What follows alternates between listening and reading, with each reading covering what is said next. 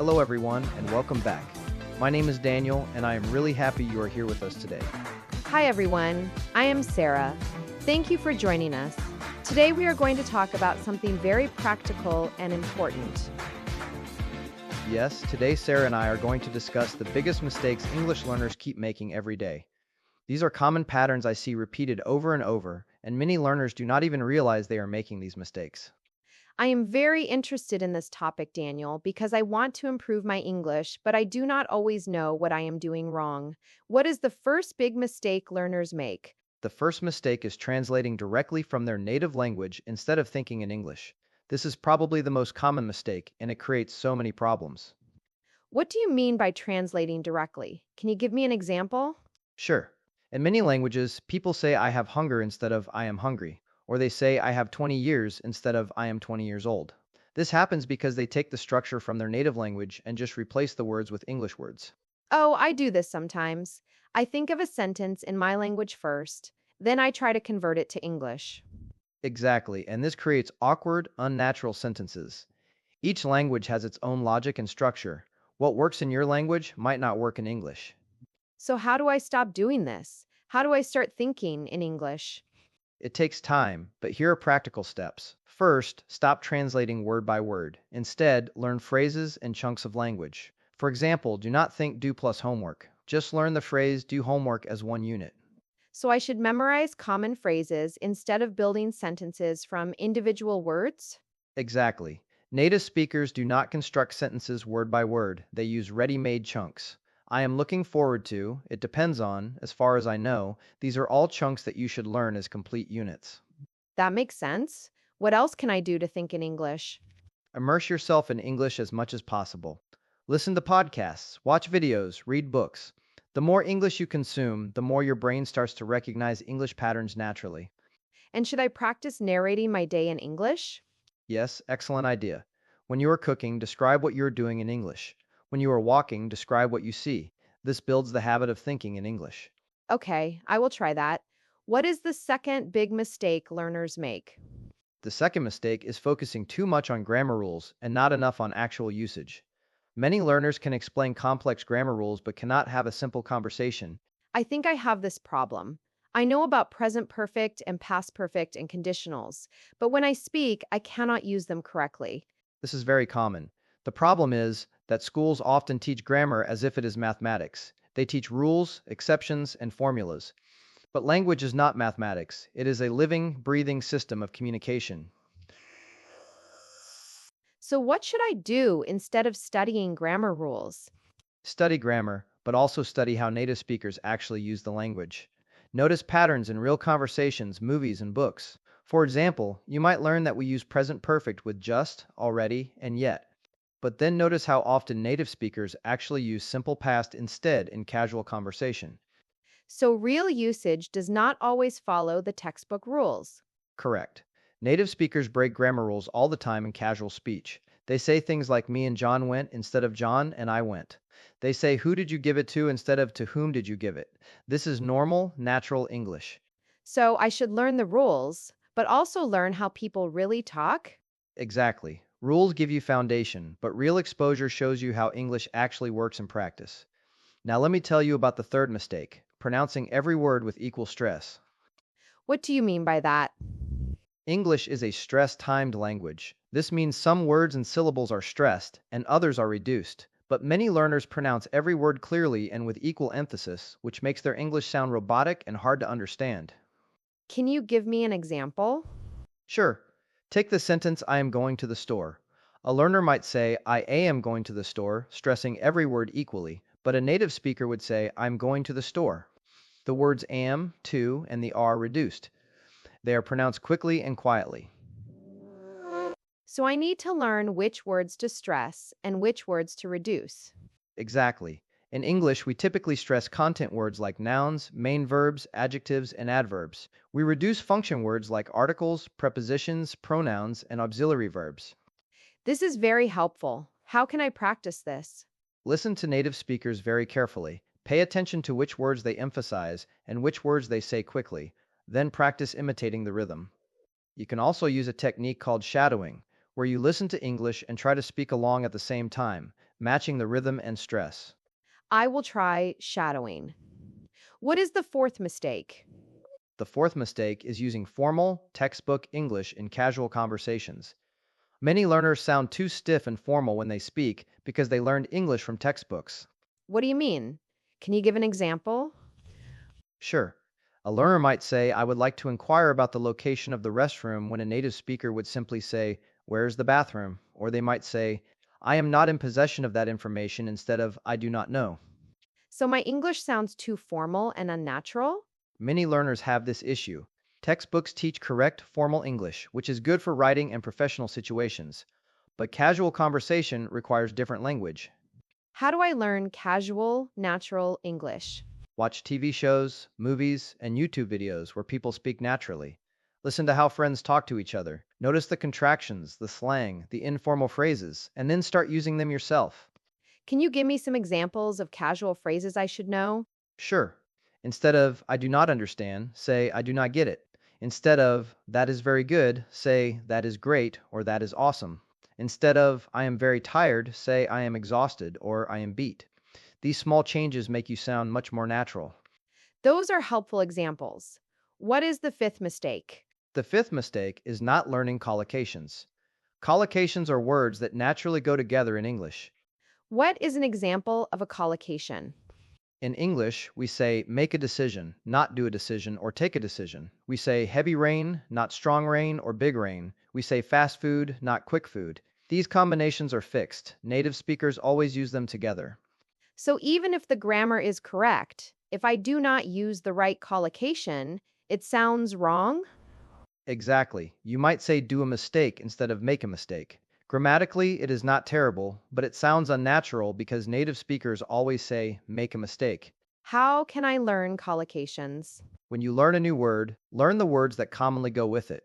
Do not just learn the word decision. Learn make a decision, reach a decision, difficult decision. Do not just learn rain. Learn heavy rain, light rain, pouring rain, torrential rain. So I should learn words in context, not in isolation?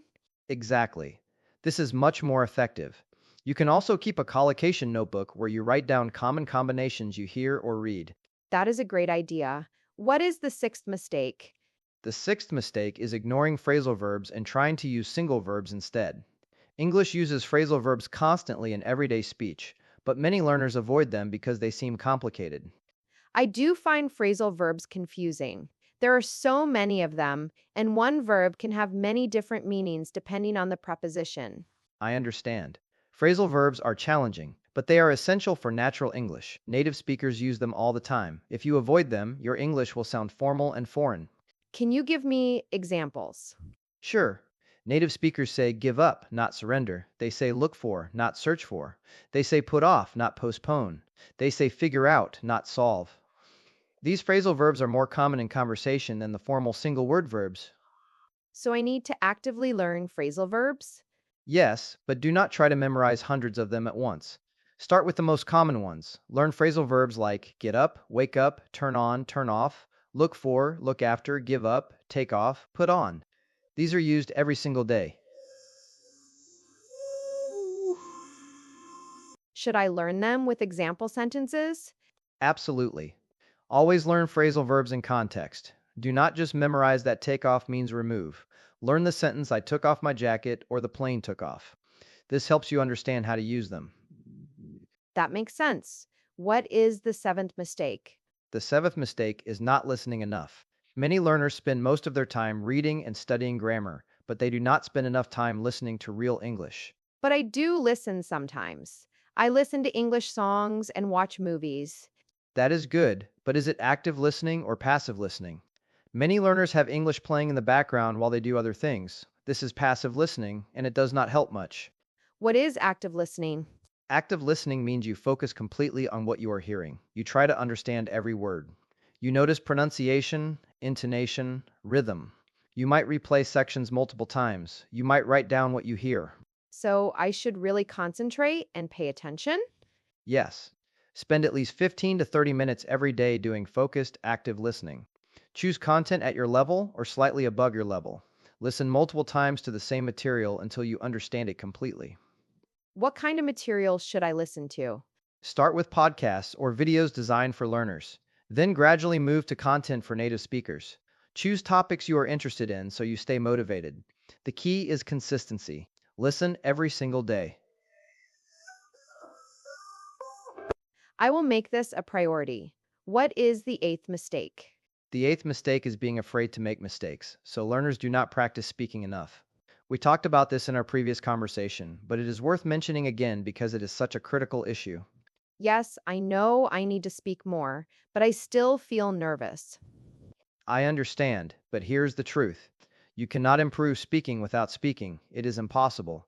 You need to make thousands of mistakes to improve. Every mistake teaches your brain something. But what if I develop bad habits from making mistakes? That is a common worry, but it is largely unfounded. As long as you are also getting good input from listening and reading, your brain will naturally correct errors over time. The benefits of speaking practice far outweigh the risk of developing bad habits. So I should just start speaking, even if I make mistakes? Absolutely. Find every opportunity to speak. Talk to yourself, record yourself, find language exchange partners online, join English conversation groups. The more you speak, the faster you improve. Okay, I will be more brave about speaking. What is the ninth mistake? The ninth mistake is neglecting pronunciation from the beginning. Many learners think they will work on pronunciation later after they improve their grammar and vocabulary, but this is backwards. Why is it backwards? Because pronunciation habits become ingrained very quickly. If you practice saying words incorrectly for months or years, it becomes very difficult to fix later. Your mouth muscles develop memory for the wrong sounds. So I should focus on pronunciation from day one? Yes, from the very beginning. When you learn a new word, learn how to pronounce it correctly. Listen to it multiple times, repeat it many times, use online dictionaries that have audio pronunciation. What are the most important things to focus on for pronunciation? Focus on individual sounds that do not exist in your language. For example, many learners struggle with the sounds, or the difference between L and R, or V and W. Practice these difficult sounds regularly. What else should I focus on? Word stress and sentence rhythm, which we discussed earlier. Also, intonation. English uses rising and falling tones to convey meaning. A rising tone at the end of a sentence often indicates a question. A falling tone indicates a statement. So pronunciation is not just about individual sounds? No, it is about sounds, stress, rhythm, and intonation all working together. This is why listening to native speakers and imitating them is so important. I will pay more attention to all of these aspects. What is the 10th mistake? The 10th mistake is not reviewing and recycling what you have learned. Many learners are always moving forward, learning new things, but they never go back and review old material. Is reviewing really that important? It is essential. Your brain forgets most of what you learn unless you review it regularly. This is called the forgetting curve. Without review, you might remember only 10 to 20% of what you studied. So, how should I review effectively? Use spaced repetition. This means reviewing material at increasing intervals. You might review new vocabulary after 1 day, then after 3 days, then after 1 week, then after 2 weeks, then after 1 month. This pattern helps move information from short-term memory to long-term memory. Are there tools to help with spaced repetition? Yes, apps like Anki use spaced repetition algorithms, but you can also do it manually. Keep a notebook and schedule regular review sessions. The key is consistency. I understand. What is the 11th mistake? The 11th mistake is learning isolated words instead of learning them in sentences and contexts. Many learners use flashcards with just a word on one side and translation on the other. I do this. I have flashcards with English words and my language translations. This method has some value, but it is limited. When you learn a word in isolation, you do not learn how to use it. You do not know what words it goes with, what situations it is used in, or what grammar it requires. So, what should I do instead? Learn words in example sentences. If you want to learn the word refuse, do not just memorize refuse equals say no. Instead, learn the sentence, she refused to answer the question, or he refused my offer. This way you learn the word, its grammar, and its context all together. That makes much more sense. What is the 12th mistake? The 12th mistake is not reading enough. Reading is one of the most powerful ways to improve your English, but many learners do not read regularly. I find reading difficult because I do not understand many words. That is why you need to choose the right level material. If you understand less than 90% of the words, the material is too difficult. You should understand most of what you read and only encounter a few new words. Where can I find reading material at my level? There are graded readers designed specifically for English learners. These are real books simplified to different levels. Start at a comfortable level and gradually move up. You can also read news websites for learners like News and Levels. How much should I read? Try to read for at least 20 to 30 minutes every day. Consistency is more important than quantity. Daily reading builds vocabulary, reinforces grammar patterns, and improves your overall feel for the language. Should I look up every word I do not know? No, that will slow you down too much and make reading frustrating. Try to guess meaning from context. Only look up words that appear frequently or that prevent you from understanding the main idea. That is helpful advice. What is the 13th mistake? The 13th mistake is not setting clear, specific goals. Many learners say, I want to improve my English, but that is too vague. Without specific goals, you cannot measure progress or stay motivated. What kind of goals should I set? Set SMART goals. This means specific, measurable, achievable, relevant, and time bound.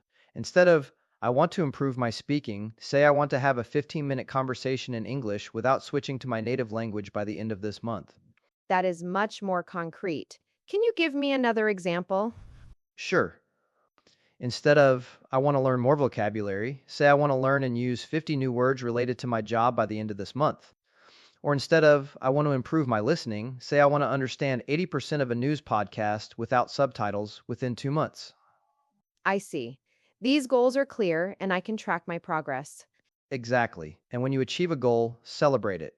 Then set a new goal. This creates momentum and keeps you motivated. What is the 14th mistake? The 14th mistake is comparing yourself to others instead of tracking your own progress. Many learners feel discouraged because they see other people who seem more advanced. I do this sometimes. I see people speaking English fluently and I feel bad about my own level. This is destructive thinking. Everyone has a different starting point, different learning pace, different amount of time to study, different resources. Comparing yourself to others is unfair and demotivating.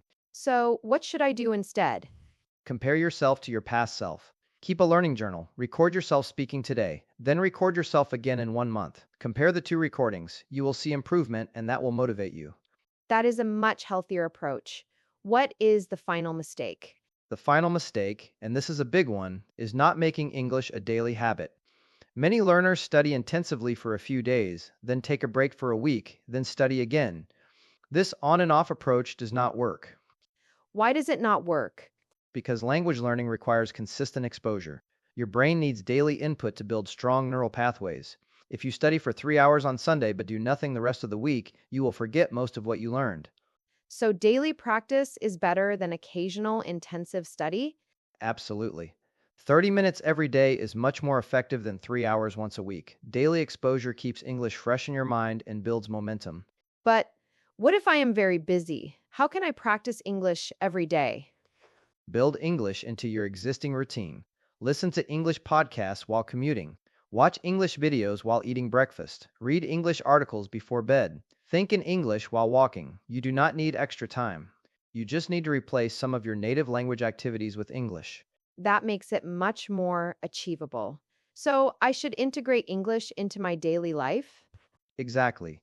Make English a natural part of your day, not a separate study session. This is how you create lasting progress. Daniel, this has been incredibly helpful. You have given me so much practical advice. Let me summarize what we discussed.